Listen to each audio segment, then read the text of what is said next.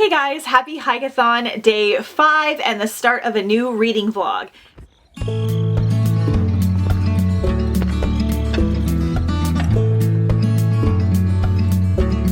So in case you missed it, I will link days 1 and 2 up in the cards, as well as days 3 and 4. They are both up now. It is not too late to join us for a hikeathon. We should have at least 1 week left by the time you're seeing this video. So this is my hiking nature themed readathon, where we're reading nature, spring, survival themed books, and we're doing some physical activities and fun things as well. So definitely check out those other blogs in case you're interested, as well as the announcement, which I will link down below. It is 10 a.m. on Friday morning, a little bit of a slower start than I was planning on. I was planning on already being hiking at this point, but I had some work stuff to do. So we're doing a different trail every day. So far so good. Yesterday's tuckered me out a little bit more than I expected. We're doing a new trail today. It's 3.4 miles, which would be the longest. We'll see how steep it is. I'm not going to push myself too crazy hard because I know we're doing some bigger hikes this weekend and I don't want to wear myself out too much. And I'm slightly less in shape than I was last year for Hikeathon. I feel like I hiked a lot more prior to Hikeathon last year than I have this year. So we'll see how it goes. So I only have an hour left in What the River Knows. Yay, finally! This will get me a little bit more caught up. I'm going to listen to this on the drive to the hike, but once we get to the hike, I'm going to switch to a new audiobook. And I had a dilemma that I've never had before. So I always have like a crazy amount of audiobooks checked out because you just never know like what you're going to be in the mood for, how the narrator's going to be, how the story's going to go. And also like if other people are reading a certain book and loving it, then sometimes I'll switch to that one. So I literally listened to like 10 audiobooks yesterday to just get a feel for the narrator and the story and see which one I wanted to start. And usually that gives me a pretty good idea. I love them all. They all enticed me. They all sucked me in. I don't know if I'm just in a good mood or if it's just because this always happens with Hikeathon. The thing is that they are all very different. Like one was like a Asian fantasy. 2 of them were like contemporary. A couple more were like hiking themed. A different one was kind of dystopian. So it wasn't like they were all the same kind of vibe, and I'm just in the mood for that. So I'm still not sure which one I want to start. I do think I'm going to start one that's slightly larger today just because I feel like I'll save the shorter ones to fill in over the weekend when Jeff's home and I just don't listen as much. So I'll update you when we're on our hike. I'm gonna go check out this new trail, come home, and then just like clean and edit and do all the normal life things. So.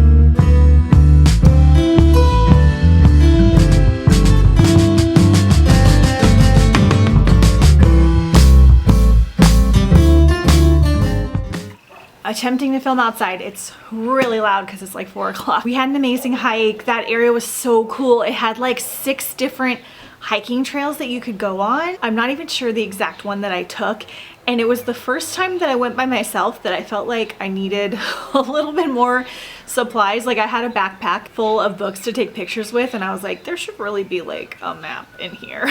Like, cause there were a bunch of twists and turns, and it wasn't like scary, but I definitely didn't want to go much longer than I did without Jeff. So I think we're gonna go back and do like a different portion, because I found that bridge at the end. It went on like a whole different trail, and it was like mostly flat, which I'm not against doing some inclines, but it's always nice to go on like a really long hike and not to be like straight uphill. Oh my gosh, it's so loud out here. Okay, on the car ride and the first part of the hike, I finished What the River Knows. Yay, I really liked the ending. I thought it was very adventurous. There were some good plot twists. I liked the romance more, gave more of the mummy Egyptian vibes towards the end. So I feel like I'm in the middle of the road, because most people are giving this either 5 stars or like 2 stars. I feel like it was like a 3.75, but I'll probably give it a 4, and I'll definitely read the next book. And yay, I enjoyed it. So that was exciting. I'm going to use this one for the treasure hunting challenge, because I don't have that many books for treasure hunting, and this one definitely had that like archaeology treasure hunting aspect. Also, you can tell that the author is like a huge fan of classic literature, which I enjoyed, because this kind of gave me Secret Garden Emma vibes. Like the main character was a little bit whiny and spoiled, which is how the characters are in Secret Garden and Emma, and she even referenced Emma in here. I feel like that was probably accurate. There's definitely like a redeeming quality to that, if that makes sense. So I started 2 new audiobooks, and I finished one already. Hopefully it's not too loud out here, you guys. I started The Nest by Kenneth Opel. I really like Kenneth Opel's writing style. I can't remember what else I've read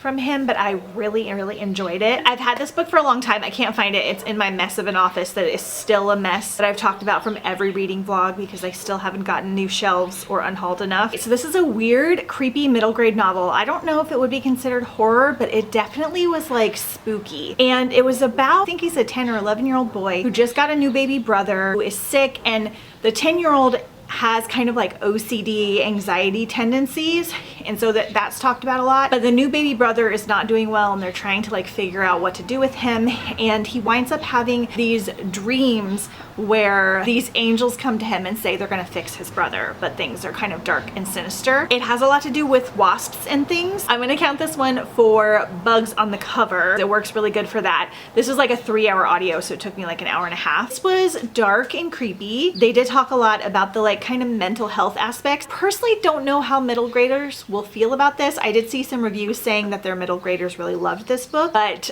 I would read it first if you're going to let middle grader read it to know how sensitive they are, because it had some darker, scary things and some heavier topics. Overall though, I think it was well done, and I think I'm gonna give it 4 stars. It was different than I expected it to be, and I'm glad that I got to it. Okay, so we're gonna get through this quick. So this is about a teenage boy and a teenage girl basically wind up being the only people left in the world. They're the only people at the end of the world. It's set in Texas. They don't know why. Everyone is gone. It doesn't really have a post-apocalyptic vibes about it. Like nothing is really like bad per se, except nobody's around. So right now it's reading very much like a contemporary book, so I'm enjoying it, but it's feeling like a little bit slow. I probably shouldn't have picked another like guy girl alone story, but I really wanted to get to this one because I meant to get to it last year. This is what I'm working on right now. It is absolutely horrifically loud out here, so I'm gonna let you guys go. I'm gonna go garden, listen to some more, and I'll check in with you in a little bit. Okay, so these are the new garden beds. Everything is pretty good. I guess I'm more ahead than I was thinking. I need to come pick some strawberries and things. The birds are loud right now. This one where we've got a bunch of green beans, lettuce, and peppers, all of my onions and some cucumbers, more onions, some zucchini and some garlic, and blackberries in the corner. This one's a new bed, and this is the other new bed, and we're gonna put peppers here, and then over here I just planted some green beans. This is our old fire pit that I put strawberries and onions in. Tomatoes, blueberries, blackberries, figs, more blackberries, raspberries for the first time, and then a bunch of tomatoes up there, and I gotta clean all of the area and decide what we're gonna do with it. And then Jeff is gonna build me a walkway, hopefully next weekend right here. Very excited. All right, these are all of the plants I got yesterday. So we got some peppers, some zucchini, an eggplant, some lemon thyme, and some flowers back here. So we're gonna get to planting all of this right now.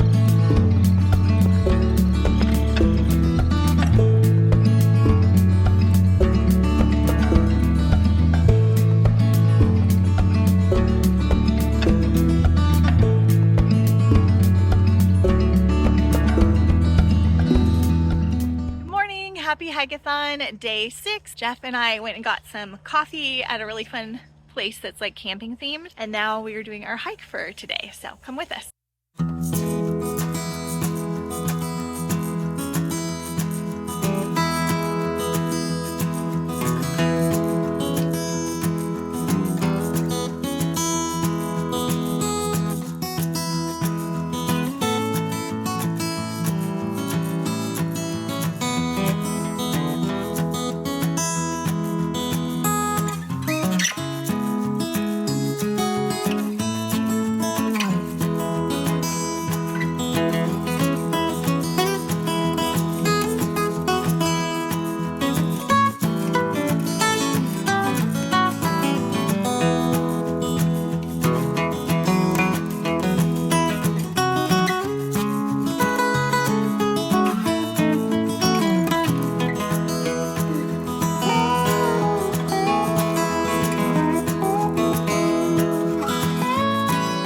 Hey guys, it is now 5 o'clock on Saturday. Jeff and I had a nice walk this morning. This is our trail for today. We did about 2.5 miles, but it took us an hour. It took us a long time. That was good. We didn't want to wear ourselves out too much because we're doing a new trail tomorrow. I don't think the trail is very long, but I don't know if it's going to be hard or not. We may go to another like small trail tonight as well.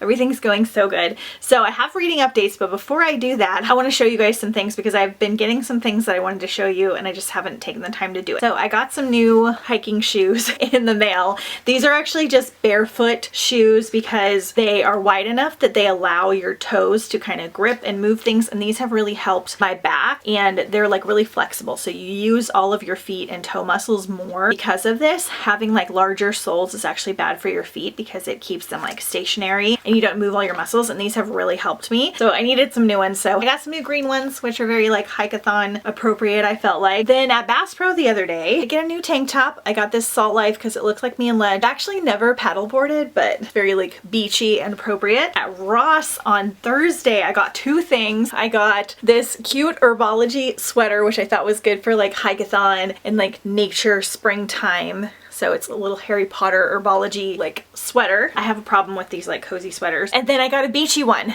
that says Surf Club and it has Mickey Surf Club. So cute, and I love this color. Hopefully it'll stay cool enough in the morning so that I can still wear these for a little bit. Then in the mail, I ordered this copy of Sing Me to Sleep by Gabby Burton, which is like about a mermaid or a siren, some kind of ocean aspects to it. This is young adult. This is the Fairy Loot edition because it's going to be part of a video that I'm filming that revolves around last year's Fairy Loot. So I got this one off Pango. It's so pretty, and it only cost me like $15 including shipping. Such a nice deal. And I can use this for Mermaid Marathon. Lastly, I went to Five Below and they had a whole bunch of like camping and hiking stuff. I love when this happens. So I got some things for the giveaway and for myself.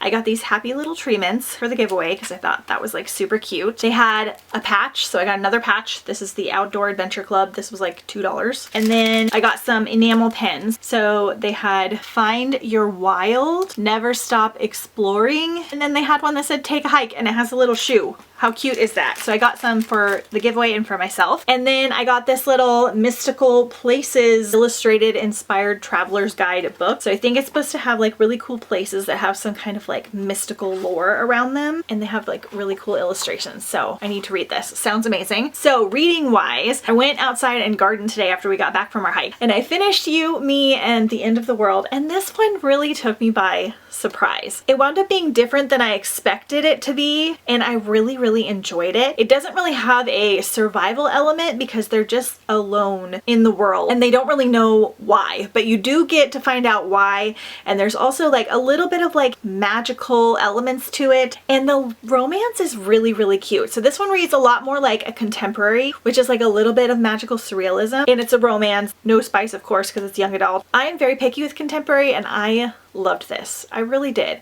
There were parts where I felt like it was a little slow, but that's kind of normal for me with contemporary. But overall, I really enjoyed it. I really liked the characters. They kind of learned some things about themselves through the journey, and it was just told really sweetly. The ending was really good. And yeah, I feel like this is going to be one that I recommend a ton. So I'm so excited. Now let's look. I'm not sure if this is going to hit any different reading badges, so I'm going to look through here and see. Oh my gosh. So the dedication says, for the real Hannah, 1988 2008 through 2004. And if you've read this book, that is like really sad and very sweet at the same time. So I don't know which badge to count this for because it's not entirely set in nature. It's not technically a survival read. It doesn't have any flowers on the cover or anything. So I think we may count this for characters on a journey. I may pick The Distance from Me to You for something else. So we'll kind of move around our badges as we go. But for now, we're going to put this as characters on a journey because I don't know that it's going to fit anything else. Then I started What Lives in the Woods because this is a quick 7-hour audio, a short middle grade read about a family whose dad like fixes up houses for a living, and he gets this job, fix up like this old mansion. I can't remember exactly where they are. And he drags everybody there for the summer, kind of ruins everyone's summer plan. And this house has all these like spooky things about it. People think that it's like haunted and there's creepy things happening in the woods, and nobody really wants to stay in this house. So her dad's kind of trying to fix it up so that people will want to stay there or buy it. So it's got a little bit of like a creepy element to it. It's like spooky, but nothing crazy. So this one's good so far. I really wanted to get to this one last year for Not So Scary-a-thon. So we're doing it now and hopefully I can finish it today. I'm almost halfway through. So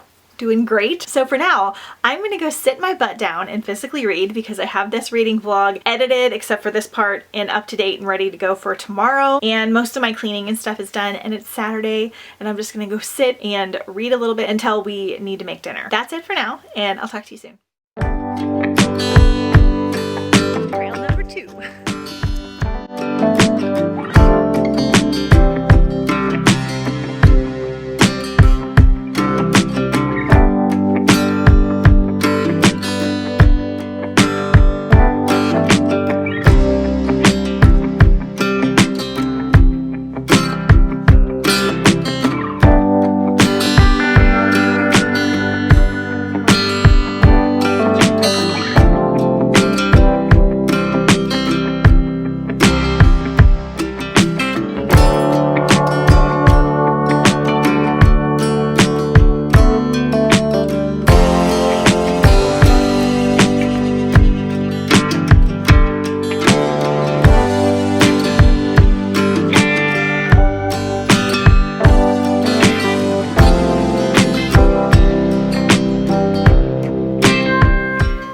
It is now Friday. I did not get a chance to check in with you yet. So yesterday a few things happened. I finished another audiobook. Yay, we'll talk about that in a second. Jeff and I went on an extra hike last night. This is the last thing that you just saw. And it was a bit of an adventure. So this hike is like kind of near our house. It's pretty close. It's literally just like off the side of the road. It doesn't even look like an actual trail. And it's like a preserve area that you can walk. We found it a couple weeks ago. It has like a creek water section. So we wanted to go back when we could like do it properly. So Jeff wore flip-flop and I wore some shoes I didn't mind getting dirty. And we went through and we walked for a mile and we figured it would kind of spit us out somewhere. There was like no end in sight. And it was starting to get dark, so we decided to turn around. We cut it kind of close to when nighttime was going to come, and this trail was not used very often. Like the weeds were kind of overgrown, and it was very, very cool, kind of ominous at the same time. And I don't know if I felt that way because I've been listening to these like survival audiobooks, but we decided to turn around and we even jogged part of the way back to make sure that we made it in time before it got dark. I was just worried that we would get to the water part where you kind of have to step properly when it was dark. Jogged, I ran for the first time in like a long time, and I felt so good afterwards. It was amazing. It was very fun. I felt like a main character in one of the books that I was reading. The crows were starting to caw at us and it made it very creepy. It was fun. So we're going to go back and see how long this trail actually goes. But I finished What Lives in the Woods by Lindsay Curry. Now, I broke my streak. I was only having 4-star reads up until this one. This one's not bad. It was a 3-star. It was just pitched incorrectly. Authors don't always have control over the way the books are pitched or even how the covers look, but they usually can name the book. And this one is misleading. There's pretty much nothing to do with the woods. Like nobody is going in the woods. They pretty much don't talk about the woods. It's not really about that. It's about this creepy house, mansion that the girl's dad is fixing up, and there's kind of like a haunting type scenario about it. Really more of like a mansion mystery, and I feel like if it had been pitched that way I would have saved it for Not So Scary-a-thon because it did not have those like creatures in the woods type of vibes, nature setting pretty much at all. That hindered it a little bit for me. It's also called What Lives in the Woods and it really wasn't about that at all. It should have been called like What Lives in This House or the Neighborhood because it was really focused on this house and things happening in the house. Much more of like a haunted house type of story. Not scary. It was less scary than I was expecting it to be. It was kind of more like cutesy. I think good for middle grade. It was cute, But the other issue I had is that the main character's obsessed with Agatha Christie. She reads her books. Her parents even like get on her for not reading them before bed because she kind of scares herself. And when she finds out that there's like this mystery and this creepiness happening in this house, she wants to leave immediately. She doesn't want to solve the mystery. She's trying to get out of there. And I'm like, if you're really into this kind of stuff, I feel like you would be trying to solve it, which she kind of does towards the end of the book, but I felt like that was kind of strange. So overall, 3 stars, cute. I'll try some other stuff from this author because I know she writes a lot of like good little middle grade stuff. That is the end for today. I don't know what I'm going to count this book for because it wasn't what I thought. So it wasn't like set in nature or any of that stuff. So we're gonna have to go through tomorrow and kind of figure out where the badges are all gonna go, see what's happening. But I'm gonna sign off here. I'll see you guys in the next one. I'll look the same since it's Sunday right now, and I'll see you soon.